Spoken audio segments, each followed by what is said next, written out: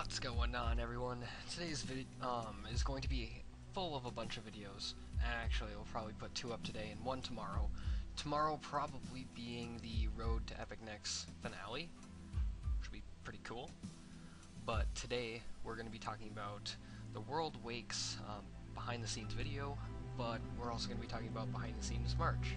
So in this video, as you can see by the title, we're talking about behind-the-scenes March. Right now, before I even get into that, I'm at a hotel room. I'm probably going to mention this in a future video because I was actually in the middle of recording when Dulatros, who's still talking to me, said if I was going to make a video on this, and I'm like, oh yeah, that came out because I've been so busy today, and I didn't bring that potion. Great. But, yeah, so, let's get started with the behind-the-scenes video. First of all, in behind-the-scenes, the first thing they're going to be coming out with is something with new combat abilities and upgrades, which is pretty cool. You know, it's really nice to see them expand on that. I really want to see this kind of grow. The EOC, I want it to grow into something really massive and just really awesome. And they're bringing two-handed weapons. The dual wielding will be brought up to par against that, so they'll be right on a leveling playfield, so whatever you prefer, you can do. So that's really awesome because I use double chaotics, or dual chaotics, when I train Slayer, and I don't want to do a two-handed because I don't necessarily like the abilities as much as I do, say, the two-handed weapons. And that's pretty cool. They're also going to be doing two-handed stuff for magic, so like maybe casting a fire surge in one arm and maybe a water surge in another arm. That's kind of cool. I'd like to see something altered like that. That's pretty interesting stuff.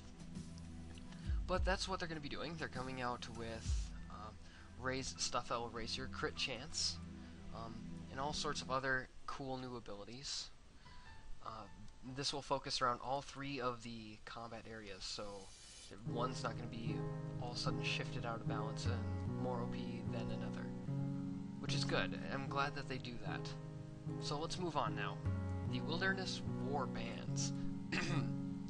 I didn't read up a whole bunch on this one because, frankly, you know, it's just trying to get people into the wilderness. It's a way to make people make the wilderness used again, because skillers don't really use it anymore. Like, I'm a skiller, and before that was a really good place to get rune rocks, and now you can just go to the mining guild if you actually have the dungeoneering level, and that's just so much better. So they're trying to get people back in there, which will be pretty cool. You know, it would be good to see people back into the wilderness again, and hopefully it will actually promote PKing a little bit more. Alright, so I'm not going to talk anything more on that. We'll just wait for that one to come out. But we're going to talk about Easter here. We're just going to briefly touch on that. It's an Easter event, and it's not going to be like any other Easter event we've had before. It's going to be world parties and making them uniquely RuneScapey, quote and unquote. It's kind of weird way to put it. All sorts of emotes and stuff will be on this, and that's pretty much it. I have not activated my aura. Okay, so what is my opinion on holiday events? Well, I used to actively partake in holiday events all the time, but I don't really do that anymore because I just don't see the point in holiday events. These items are never going to go rare, and the only thing they're going to do is stock or stack up in Diango's like holiday item stuff, and I just don't really care for that anymore. Let's move on now. Game changes. They're going to be doing certain things to the game that's going to change it to make it a little bit less kind of like a pain, and make it a little bit more fun and a little bit more quick paced. Like, the biggest example one that I can say is your energy. They plan on changing your energy so that you will now be able to run farther without having to rest, and you won't have to walk. And that's a pretty good one. And I'm pretty sure a lot of people like that, especially for questing when you're running long distances. Like I had to when I did the Olaf's quest just a couple days ago. But then they're saying stuff about making Taverley and Brimhaven free to play, and what this will do is anything that happens to Taverley, you'll be able to train, and non-members will now be able to train all members' skills to a maximum of level 5 without having to pay membership, and you don't automatically become a member when you first create an account.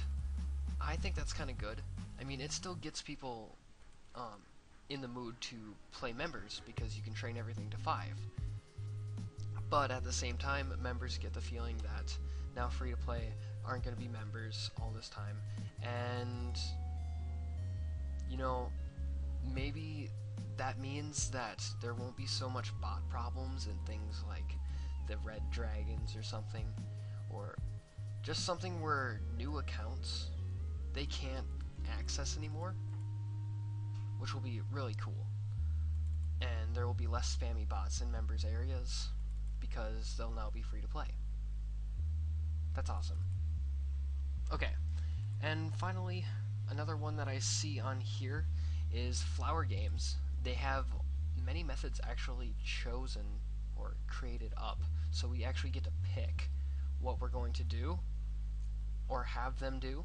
So it looks like they have multiple solutions to the Flower Games, which is dominating the Grand Exchange, as they say in the post, which is definitely true.